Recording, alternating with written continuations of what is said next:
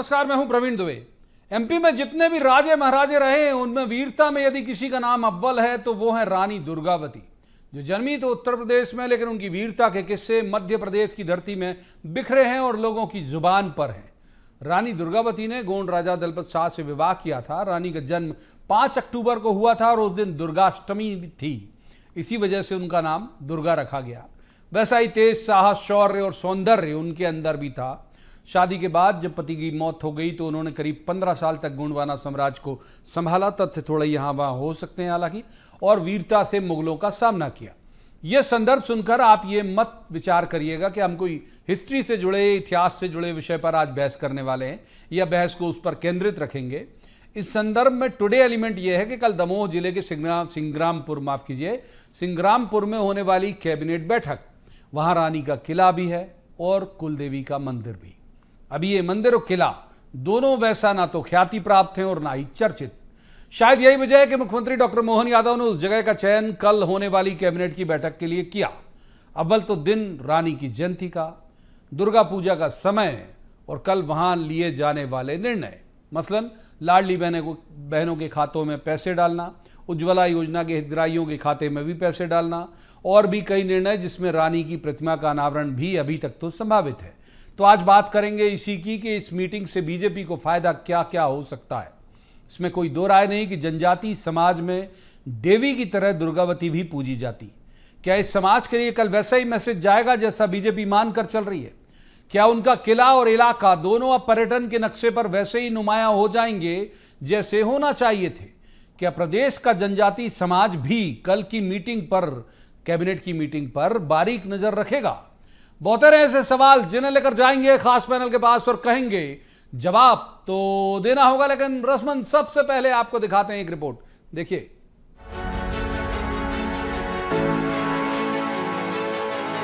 तो रानी दुर्गावती के जन्म के बारे में ये तथ्य है कि वे दुर्गा अष्टमी के दिन 1524 में पैदा हुई थीं। यूं तो जन्मी उत्तर प्रदेश में थीं, लेकिन उनकी वीरता की गाथाएं वाबस्ता हैं एमपी से। एमपी की मोहन यादव सरकार शनिवार को उनके किले के पास अपनी कैबिनेट की बैठक करेगी। दमोह जिले के सिंग्रामपुर ग्राम पंचायत में ये बैठक होना तय हुआ है। इस बैठक में जो खबरें हैं उनके मुताबिक लाडली बहना योजना, उज्ज्वला योजना, सामाजिक सुरक्षा योजना की पेंशन तो हितग्राहियों के खाते में ट्रांसफर होगी ही, साथ ही रानी दुर्गावती की एक प्रतिमा का भी अनावरण होगा। एक वृक्ष मां के नाम कार्यक्रम के तहत मुख्यमंत्री डॉक्टर मोहन यादव और उनके कैबिनेट के सहयोगी पौधारोपण भी करेंगे। लाडली बहना योजना की हितग्राही महिलाएं भी रहेंगी जिन्हें मुख्यमंत्री संबोधित करेंगे, वगैरह वगैरह। यानी कल की सारी सियासी हैपनिंग का केंद्र सिंग्रामपुर ही रहेगा।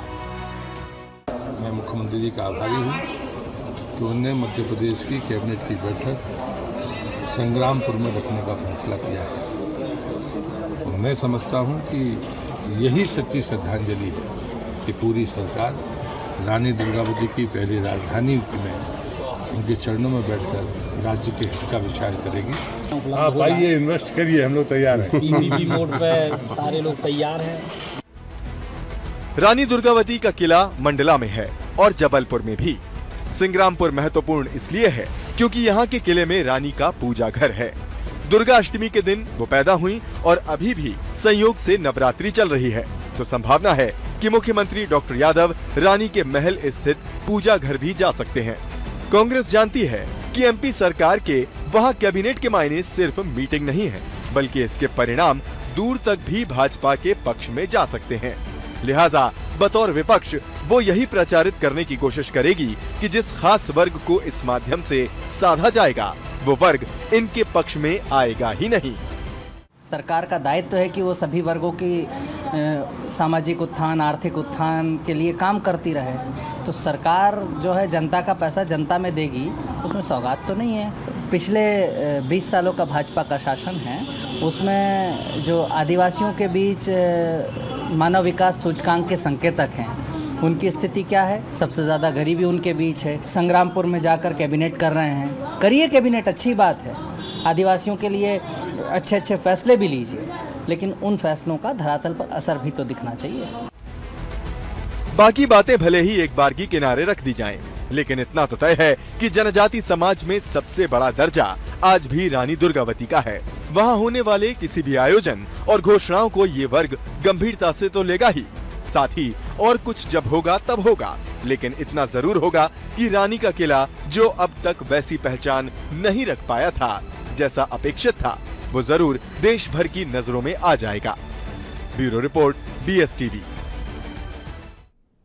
तो उन मेहमानों का सबसे पहले मैं आपसे परिचय करा दूं जिनके साथ हम इस चर्चा को आगे बढ़ाएंगे। हमारे साथ हैं आरपी सिंह, कांग्रेस के विद्वान ऊर्जावान प्रवक्ता हैं।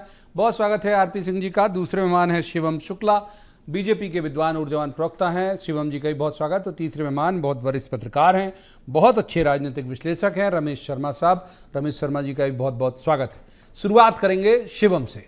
तो शिवम जी, क्या होगा कल खास? कुछ चीज़ें तो हमें पता लगी, वो हमने बता दी। और फिर सिंग्रामपुर ही क्यों कैबिनेट की बैठक के लिए? वहाँ तो अभी तो ठीक से कनेक्टिविटी भी नहीं है, लोग बताते हैं। 2 नए हेलीपैड बनाए गए हैं हालांकि।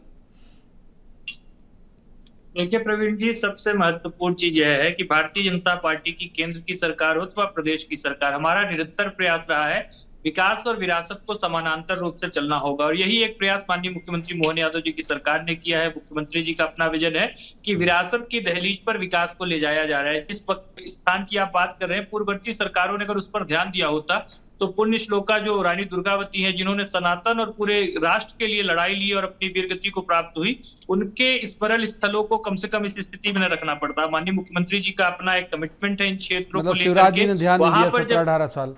नहीं, शिवराज जी ने बहुत सारी प्राथमिकताओं को पूरा किया, लेकिन ये विकास के क्रम में हमें प्राथमिकताएं तय करनी होती हैं। शिवराज जी ने भी अनेक प्रयास किए, भगवान बिरसा मुंडा की हो, बाबा साहब अम्बेडकर से जुड़े हुए स्थल हो, और आज मोहन यादव जी ने उस पूरे स्थान का भी कहीं ना कहीं कायाकल्प करने का निर्णय लिया है। रानी दुर्गावती जी की है 500वीं वर्षगांठ है, उनको याद करने का एक अतिरिक्त कारण भी है। पुण्य श्लोका देवी अहिल्याबाई की 300वीं वर्षगांठ है। और इन दोनों ही विभूतियों की हमारी सरकार जो पूरी जन्म शताब्दी है उसको बहुत ही उत्साह पूर्वक मना रही है। और पूरे प्रदेश में उनके किए गए विकास कार्यों से, उनके पराक्रम और शौर्य की गाथाओं से पूरे प्रदेश के नागरिकों को एक बार फिर से रूबरू कराया जा रहा है। और यह पूरी जो कल कैबिनेट की बैठक होने जा रही है, उसमें विकास की तमाम सौगातें देखने को मिलेगी। जो हमारी श्री अन्न योजना 2024-25 है, कोदो कुटकी के जो उत्पादक है, जिसमें विशेष तौर पर आदिवासी वर्ग के अधिकतर लोग होते हैं, उनको भी कहीं ना कहीं मुख्यमंत्री जी लाभान्वित करने जा रहे हैं और राशि हस्तांतरित करेंगे। इसके साथ ही साथ प्रदेश की सरकार की अन्य योजनाएं भी, और मध्य प्रदेश की सरकार का अपना कमिटमेंट रहा है महिला सशक्तिकरण की दिशा में। तो यह दोनों वीरांगनाएं उसकी अप्रतिम एक प्रतीक है। तो स्वाभाविक तौर पर अगर उनकी जयंती को और नवरात्र में जो पड़ रही है, यह भी एक सुखद संयोग है। तो अपने आप में यह स्थापित करता है कि मध्य प्रदेश की सरकार अपनी गौरवशाली विरासतपूर्ण परंपरा से प्रभावित होते हुए किस स्तर तक जाकर के लगातार नारी सशक्तिकरण के विकास के नए प्रतिमानों को स्थापित कर रही है। और एक आखिरी बात प्रवीण जी बोलूंगा, जनजातीय वर्ग की जहां तक बात है, यह समझने की आवश्यकता है, जहां पूर्ववर्ती सरकारों ने उनके भविष्य की चिंता तो आप छोड़िए, उनके अतीत तक को दुत्कारने का काम किया था। सिर्फ और सिर्फ मुगलों और आक्रांताओं के इतिहास में वरीयता से स्थान दिया गया। उन्हीं आज जो आदिवासी वर्ग से, विभिन्न वर्गों से आने वाले नायक थे, उनको पुनर्स्थापित करना इतिहास में, यह भारतीय जनता पार्टी के संकल्पों का परिणाम है। और उस दिशा में यह कदम मोटी सारी बातें आरपी सिंह साहब को इन करेंगे। अब आरपी सिंह जी ये कह रहे हैं कि भाई ये विरासत से विकास की लाइन पर चल रही है गवर्नमेंट और वो वहां पे कर रही है। आप कैसे देखते हैं सिंग्रामपुर में होने वाली कैबिनेट को? देखिए, मुझे तो लगता है एक सिर्फ महज पॉलिटिकल टूरिज्म है। मेरे भाई शिवम ने बिल्कुल स्पष्ट कहा, बार बार पूर्ववर्ती सरकार, ये भूल जाते हैं कि 2 दशक से जो सरकार है मध्य प्रदेश में वो इन्हीं की है। और आपकी रिपोर्ट में जिस प्रकार का जर्जर जो किला दिखाया गया, उससे भी स्पष्ट होता है कि ये कितने संजीदा है। और ये देखिए, एक इवेंट की सरकार है, इनको सिर्फ और सिर्फ इवेंट करना है और पॉलिटिकल टूरिज्म करना है। यदि ये इतने ही संजीदा होते तो मैं तो एक ही बात कहता हूं कि आर्टिकल 14 और 15 का इम्प्लीमेंटेशन यदि कर देते ये मध्य प्रदेश में। दूसरी बात, आज एनसीआरबी का डेटा उठाइए आप, या अन्य डेटा उठाइए, 30% जो एट्रोसिटीज है, जो क्राइम है, वो हमारे आज ये जनजातीय जो है वर्ग है इसके खिलाफ है। और एक छोटी सी मांग जो है, मुझे लगता है इस जो वर्ग की है, जल जंगल जमीन की, वो कितनी पूरी हो पाई और आज किस हालात में ये लोग हैं। और सिर्फ जाके आप आज वहां पे अगर रानी दुर्गावती जी की जयंती पे एक कार्यक्रम करना चाहते हैं और सिर्फ इस श्रद्धांजलि के माध्यम से आप समझते हैं कि पूरा उद्धार हो जाएगा, तो देखिए ये इवेंट की सरकार है, कैमरे की सरकार है, टेलीविजन की सरकार, ये सोच सकते हैं। धरातल पर जिस प्रकार के डेटा है उसमें मुझे लगता नहीं कि शिवम कुछ भी जवाब दे पाएंगे। इसमें बहुत बेहतर होता है कि यदि एक ऐसी रूपरेखा लेके आते। दूसरी बात देखिए, आप क्या कर रहे हैं वहां जाके भी अल्टीमेटली इवेंट ही कर रहे हैं। उसमें से एक इवेंट जो है वो रानी दुर्गावती जी की जो जयंती है उसको लेकर। अन्य जो जितनी घोषणाएं कर रहे हैं ये सिर्फ और सिर्फ गवर्नमेंट की जो घोषणा है, जो इवेंट करना होता है, एक इवेंट कर रहे हैं। बुंदेलखंड की क्या स्थिति है आप मुझसे बेहतर समझते हैं। जहां पर ये जा रहे हैं वहां आज आधी आबादी जो है पलायन कर चुकी है, किसानों की किस प्रकार से मौत हो रही है ये भी देख रहे हैं आप, आत्महत्या हो रही है। तो ये सिर्फ एक इवेंट करने से यदि लगता है कि चमत्कार हो जाएगा, मोटी मोटी आरपी सिंह साहब, मोटी मोटी बात आपकी भी ले ली। एक बार रमेश शर्मा साहब को इन करते हैं। शर्मा साहब, बहुत अथॉरिटी के साथ मैं बोलता हूं इस विषय पर, मैं भी उसी इलाके से आप बेहतर जानते हैं वाबस्ता हूं और इन पूरे जनजीवन जनजाति से बहुत अच्छे से जुड़ा हुआ हूं। ये बिल्कुल तय बात है हमारे आसपास के, मतलब जहां का मैं मूल निवासी हूं, 8-9 जिलों में बिरसा मुंडा या टंठिया मामा नहीं पूजे जाते, रानी दुर्गावती को लोग देवी की तरह पूजते हैं। उस इलाके में खासतौर पर गोंड जनजाति के लोग भी, और बहुतायत उन्हीं का है। वहां अगर उसके प्रतिमानों और उपमानों और उनके आराध्य के को अगर स्मरण कर रही होगी सरकार, आपको क्या लगता है क्या फर्क पड़ेगा इससे? देखिए, मोटे तौर पर मेरी दृष्टि से इस निर्णय को राजनीतिक दृष्टि से नहीं लिया जाना चाहिए।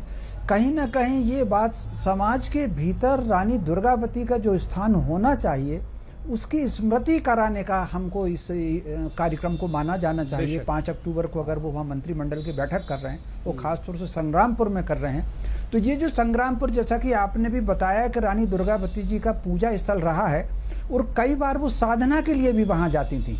रानी दुर्गावती जी का जो जीवन, वो चूँकि कालिंजर की राजकुमारी थी और यहाँ उनका विवाह हुआ था, तो यहाँ वो साधना भी करती थी नवरात्रि में जाकर के। उस स्थल पर अगर कैबिनेट की बैठक हो रही है, मैं समझता हूँ आज भारत की पीढ़ी को उन सारे महापुरुषों का, उन सारे महामनाओं का और उन सारे वीरांगनाओं का पता होना चाहिए। दूसरी एक विशेष बात, गोंडवाना, महाकौशल और बुंदेलखंड ये लगा क्षेत्र है।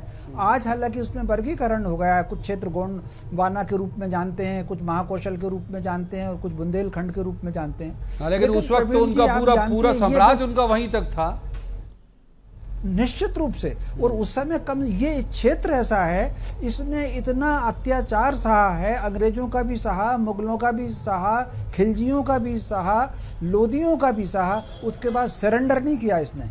कई बार ऐसे अवसर आए हैं कि विषम परिस्थिति को देख करके कुछ मार्ग निकालने के लिए उन्होंने समझौते किए हैं, लेकिन अनुकूल परिस्थिति ये भी रणभूमि में ही खेत रही थी, इन्होंने भी सरेंडर नहीं किया हर, और लगभग अगर मैं गलत नहीं हूं तो 52 में से 51 युद्ध उन्होंने दम से लड़े। ये बात सही है, मैं भी बहुत प्रभावित हूं सारे युद्ध। अच्छा, इसके अलावा प्रवीण जी, उनको धोखे से मारा, उनको समझौते के लिए वो नाले के किनारे बुलाया और ऊपर पेड़ों के ऊपर उन्होंने तीर कमान वाले छुपा दिए थे। तो कुल मिलाकर के युद्ध के बाद भी उनका जो बलिदान हुआ है, वो बलिदान धोखे के साथ उनको मारा गया है। तो कुल मिलाकर के इन सारी चीज़ों को आज के समाज को अवगत होना चाहिए। मैं समझता हूँ इस मामले में राजनीति से अलग हट करके सरकार के निर्णयों को, जो गौरवशाली स्थान है विशेषकर मध्य प्रदेश के, उन स्थानों की तरफ अगर ध्यानाकर्षण हो रहा है मध्य प्रदेश की जनता का, निर्णय तो जो उनको लेना है वो भोपाल में भी ले सकते थे, लेकिन कुल मिलाकर के वहां जाकर के अगर निर्णय ले रहे हैं तो स्वाभाविक रूप से एकाध निर्णय ऐसा अवश्य होगा जो उस क्षेत्र को और उस समाज के लिए कल्याणकारी हो। बाकी मेरी दृष्टि में तो ये बहुत स्वागत योग्य कदम है और इसका प्रशंसा ही होनी चाहिए, प्रशंसा ही होनी चाहिए। शिवम शुक्ला, शिवम जी को इन कर लेते हैं। शिवम जी, जो कह रही है कांग्रेस, वो ये कह रही है कि भाई जनता का पैसा है, जनता के खाते में डाल रहे हो आप लोग, तो क्या खास कर रहे हो, क्या नया कर रहे हो? ये सवाल मेरा नहीं बल्कि कांग्रेस की तरफ से पूछा गया।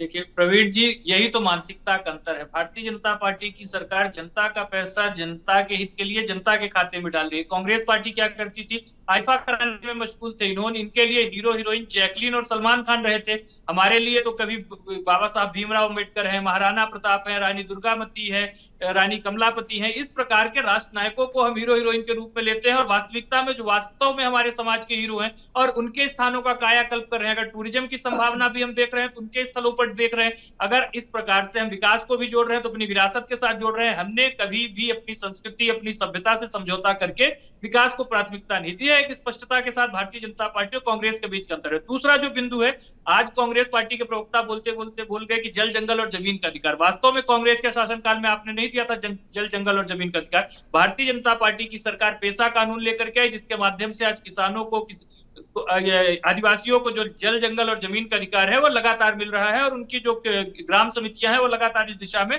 महत्वपूर्ण तरीके से अपनी भूमिका का निर्वहन कर रही है। और जो सबसे महत्वपूर्ण चीज है, रानी दुर्गावती हो या इस प्रकार के जितने भी राष्ट्रनायक हो, उनको जब हम अपनी संस्कृति के साथ जोड़ते हैं तो जो भारत का वैश्विक उत्कर्ष पर ले जाने का हमारा संकल्प है वो मजबूत होता है। हमें प्रेरणा मिलती है कि इस जो वास्तविकता में जिस चीज की हम कामना कर रहे हैं उसके हकदार हैं। और कभी हमारे क्षेत्र की महिला आबादी जब इतनी सशक्त हुआ करती थी और जब पूरा समाज उनके पीछे लामबंद होता रहा होगा, तो क्या शक्ति रहती होगी इस देश की, यह भी अपने आप में एक देखने और समझने योग्य बात है।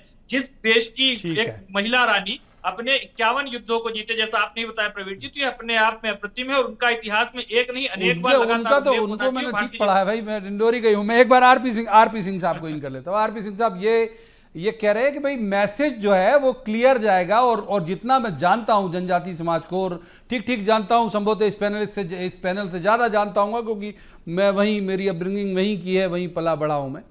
ये लोग बहुत संवेदी होते हैं इस मसले को लेकर कि भाई उनको अगर लगेगा कि हाँ ये ठीक कर रही गवर्नमेंट, तो एक आपको ये लगता नहीं कि वो जो समाज है, वो वर्ग है जो अगर मान लो सियासी फायदे भी बीजेपी देख रही होगी, तो हो भी सकता है इनको सियासी फायदा। देखिए प्रवीण जी, पहले तो यह बात समझना स्पष्ट है कि किसी भी जन कल्याणकारी सरकार या राज्य की स्थापना में, जो बिल्कुल निश्चित रूप से आपने भी कहा कि यदि आप कुछ भी जन कल्याण या किसी जाति विशेष या वर्ग विशेष के लिए कर रहे हैं, तो कोई पार्टी या कोई भी राजनीतिक दल एहसान नहीं कर रहा। सबसे पहले तो ये चीज बिल्कुल स्पष्ट हो जानी चाहिए। दूसरी बात ये, यदि आप उनकी भावनाओं से खेल रहे हैं किसी जनजाति से, और धरातल पे उनकी जो स्थितियां बिल्कुल विपरीत हैं, और एक दिन के इवेंट से यदि आप उद्धार कर सकते हैं, तो मुझे लगता है इनसे बड़ा तो कोई परमात्मा से भी ऊपर हो गए, नॉन बायोलॉजिकल तो है ही, आप जानते ही ये लोग।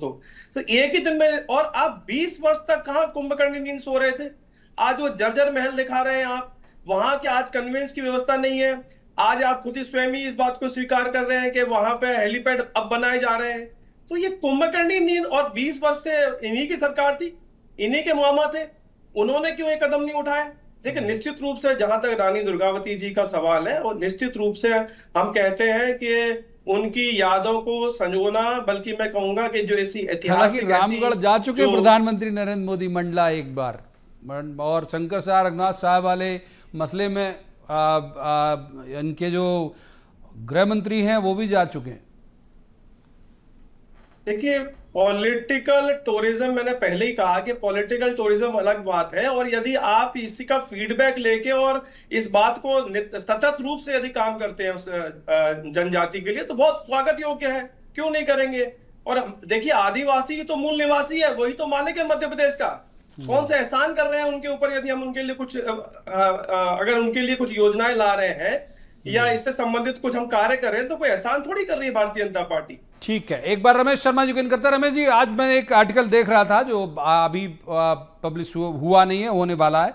हितानंद शर्मा जी का है, जो बीजेपी के प्रदेश संगठन महामंत्री हैं, उनका एक आर्टिकल में देख रहा था, और बहुत अच्छे से उन्होंने पिरोया, और जो खूबियां हम और आप, हमने रानी दुर्गावती के बारे में पढ़ी हैं, उन्होंने उसे चिन्हित किया कि भाई ये इनमें खूबियां थी जो किसी भी कल्याणकारी सरकार में होनी चाहिए। जाहिर है कि उन्होंने अपनी सरकार का जिक्र नहीं किया, लेकिन तुलना दिखा दी कि भाई वो भी मंदिरों और इन सब के लिए स्कूल जमीन दान करती थी, वो भी जो जल स्रोत हैं उसकी चिंता करती थी, उन्होंने बहुत सारे वो किए। तो उन्होंने एक तरह से तुलनात्मक तरीके से पेश किया, वो अब विदेश नीति उनकी उस समय कैसी थी, शत्रुओं के साथ कैसे डील करना है, पड़ोसी राज्यों के साथ कैसे डील करना है, मौजूदा सरकारें भी वैसी कर रही हैं वाला भाव उनका इस तरह का है। आपकी टिप्पणी इस पर? देखिए, स्वाभाविक रूप से इसमें तो कोई शक नहीं कि रानी दुर्गावती जी की जो परिस्थितियां थीं वो बहुत विषम परिस्थितियां थीं। ऐसा नहीं था कि मुगलों का जो सेनापति आसफ खां था उसने रीवा के रास्ते हमला किया। इससे पहले भी गोंडवाना ने कई हमले झेले हैं, अलाउद्दीन का हमला झेला है, बहादुर शाह शेर शाह के हमले झेले हैं। इन विषम परिस्थितियों के बीच भी अपने राज्य का विकास, खासतौर से जो कृषि का विकास किया, उन्होंने जो नहरें बनाई हैं, जो अंडरग्राउंड नहरें भी उन्होंने बनाई, स्वाभाविक रूप से ये जो कृषि का विकास किया, वो फिर उन्होंने जो महिलाओं की आत्मरक्षा टोली बनाई, वो जो बहुत अद्भुत काम उन्होंने किए हैं। तो स्वाभाविक रूप से उन परिस्थितियों में कई बार प्रवीण जी, सामान्य परिस्थिति में कोई व्यक्ति एक निर्णय लेता है, बात अलग है, विषमता के बीच में जो निर्णय लेता है उसकी दक्षता तभी परिलक्षित होती है जब स्थितियां विषम हो। निश्चित रूप से उस विषम परिस्थितियों में उन्होंने जो निर्णय लिए हैं, वो फिर इसके अलावा जो अंतिम युद्ध जो हुआ है, जिसमें उनका बलिदान हुआ है, इससे पहले जो मानसिक दबाव रीवा से और आसपास की कई रियासतों से उनको समझाने का प्रयत्न किया, उसके बाद भी वो अड़ी रही और उन्होंने कहा कि नहीं, मैं तो बलिदान करूंगी। और कुल मिलाकर के जब धोखे से समझौते के लिए बुलाया, जो भी है लंबा इतिहास है, हाँ, उसमें भी 2-3 तरह की कहानियां प्रचलित है। एक ये भी है कि जख्मी होने के बाद उन्होंने खुद से कटार मार ली थी, मतलब वो बंदी होने के बजाय उन्होंने खुद कोई कटार मार लीजिए। एक बार शिवम जी को इन कर लेते हैं। शिवम जी, जो बात कही जा रही है, तो हम ये मान के चलें कि इसमें तो कोई दो राय नहीं कि भाई चीफ मिनिस्टर अगर कैबिनेट करेंगे तो दिल्ली से भोपाल तक ये जगह पहचानी तो जाने लगेगी, जो अभी तक लोग नहीं जानते थे वो भी जानने लगेंगे, जैसे हम आज डिबेट भी कर रहे हैं इस पर। तो ये पर्यटन के नक्शे में ठीक ठीक आ जाएगा। अब इसके बाद इस इलाके का विकास होगा, जिसकी शंका कांग्रेस को है। देखिए, बुंदेलखंड मध्य प्रदेश की सरकार की विकास की प्राथमिकताओं में सदैव ही रहा है, और हमने देखा बिना रिफाइनरी का प्रोजेक्ट हो, वहां पर जो संत रविदास जी का एक भव्य और दिव्य मंदिर बनवाया गया। इसके अतिरिक्त भी उस क्षेत्र में लगातार बुंदेलखंड एक्सप्रेसवे समेत तमाम विकास की परियोजनाएं लगातार सरकार लाने का प्रयास कर रही है। रोबस्ट इंफ्रास्ट्रक्चर अगर वहां पर तैयार होगा तो अपने आप में जितना भी टूरिज्म की संभावना है उनको इंटरकनेक्ट करेगा। खजुराहो के मंदिरों का दर्शन हो और रानी दुर्गावती के इस स्थल का, इन तमाम चीजों की इंटरकनेक्टिविटी के लिए भी सरकार अपने स्तर पर लगातार प्रयासरत है, और एक वह वैभवपूर्ण विरासत पूरी दुनिया उसको देखे, समझे और जाने, इस दिशा में सरकार के अपने संकल्प हैं। तो स्वाभाविक तौर पर अगर कैबिनेट स्तर की बैठक एक ग्राम सभा में जाकर के होगी तो वह ग्राम अपने आप में बहुत विकसित होने जा रहा है, और आने वाले वक्त में सरकार की प्राथमिकता उस पूरे क्षेत्र के लेकर के कितनी है, यह अपने आप में पूरे एक निर्णय से स्पष्ट हो जा रहा है। तो कई स्तरों पर इस पूरे एक निर्णय का कहीं ना कहीं प्रभाव उस क्षेत्र पर पड़ेगा, और पूरे मध्य प्रदेश की जो संस्कृति है उस पर भी पड़ने जा रहा है। तो स्वाभाविक तौर पर आने वाले वक्त में बुंदेलखंड बहुत तेजी के साथ पर्यटन तेजी के साथ आगे बढ़े। आरपी सिंह साहब, एक बात तो मानेंगे आपके, ये लोग टॉकिंग पॉइंट बनाने में, परसेप्शन बिल्डअप करने में, और खासतौर पर जो टीजी है उनका, यानी टारगेट ग्रुप, जो लक्ष्य समूह, उस तक अपनी बात पहुंचा देते हैं। जैसे मैंने अभी 4-5-6 उदाहरण आपको बताए, हितानंद जी का आर्टिकल का भी मैंने जिक्र किया कि भाई वो कनेक्ट कर देते हैं।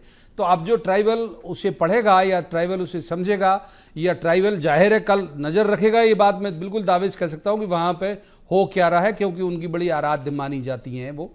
तो आपको नहीं लगता कि कुछ गेन तो कर लेंगे ये लोग सियासी तौर पर?